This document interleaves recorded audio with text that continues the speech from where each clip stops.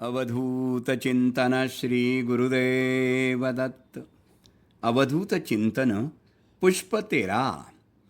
शुभं करोति कल्याणं आरोग्यं धनसंपदा शत्रुबुद्धी विनाशाय दीपज्योती नमोस्तुते.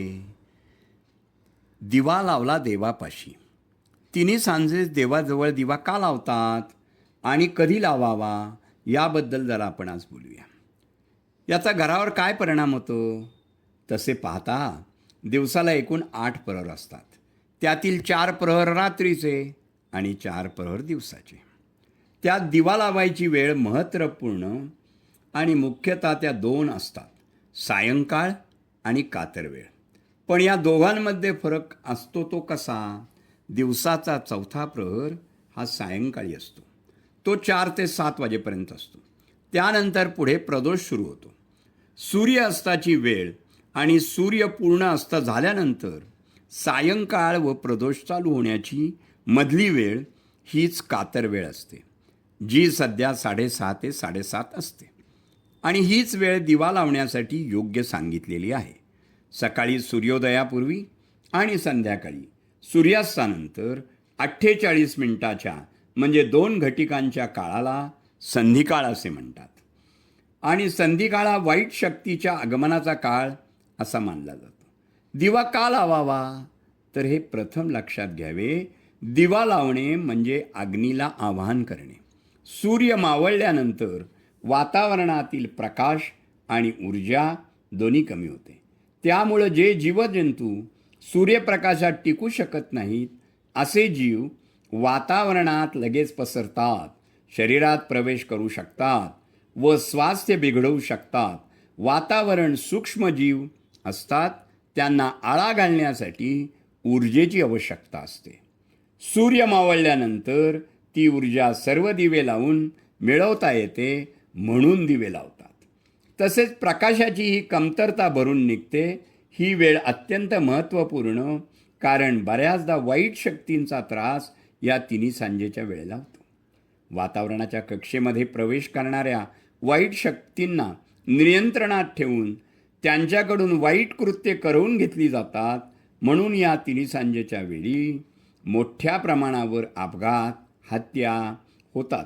या काळाला कातर वेळ म्हणजेच त्रासदायक किंवा विनाशाची वेळ असे म्हणतात. तिन्ही सांजेच्या वेळी वातावरणात वाईट शक्तींचे प्राबल्य अधिक असते.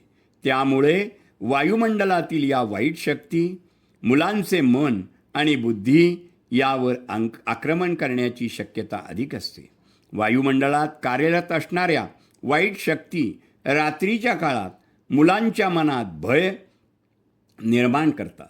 तिन्ही सांजेच्या वेळी दिवा लावून शुभं करोती, रामरक्षा, संध्या प्रार्थना म्हणल्यामुळे देहाभोवती व घराभोवती एक संरक्षक कवच निर्माण होऊन वाईट शक्तीपासून त्या घराचे आणि त्या घरात राहणाऱ्या लोकांचे रक्षण होते. तसेच देवाच्या आशीर्वादामुळे देहात कार्यरत असणारी शक्तीची स्पंदने 12 तास सूर्योदयापर्यंत सूक्ष्मातून कार्यरत राहतात व मुलांच्या मनातील भीती दूर होऊन त्यांना देवाशी अनुसंधान साधता येते. तसेच मुलांमध्ये क्षात्रवृत्ती वाढण्यास सहाय्य होते. असे म्हणतात, दिवा लावल्यावर कुलदेवता, ग्रामदेवता या रखणदारासोबत फेरफटका मारतात व ज्या घरात दिवा प्रज्वलित असतो तेथे वास करतात व घरातील व्यक्तींना व घराला वाईट स्पंदनांपासून संरक्षण करतात. तसेच कातर वेळ होताच ईशान्य दिशेकडून लक्ष्मी घुबडावर बसून येते व अनेक रूप धारण करून जेथे दिवा लागणी होते त्या घरात प्रवेश करते. म्हणून तर घुबड पक्षी हा सुद्धा कातरवेळीच बाहेर पडतो. कातरवेळी घुबड दिसला की समजून जायचे लक्ष्मी आजूबाजूला अदृश्य रूपाने वावरत आहे. तुळस आणि लक्ष्मी या दोघी एकमेकांच्या सखी आहेत. त्या कातरवेळी एकमेकींशी गप्पा मारतात. म्हणून कातरवेळी तुळशीजवळही दिवा हा अवश्य लावावा. संध्याकाळी 6:30 नंतर केव्हाही दिवा लावावा. दिवा लावल्यानंतर घरातील सुवासिनींनी दिवा लावला की घराचे मुख्यद्वार उघडून हातात हळद कुंकू घेऊन थांबावे व कुलदेवता, ग्रामदेवता आणि लक्ष्मीला घरात येण्यासाठी आमंत्रण द्यावे आणि उंबरठ्यावर हळद कुंकू व्हावे.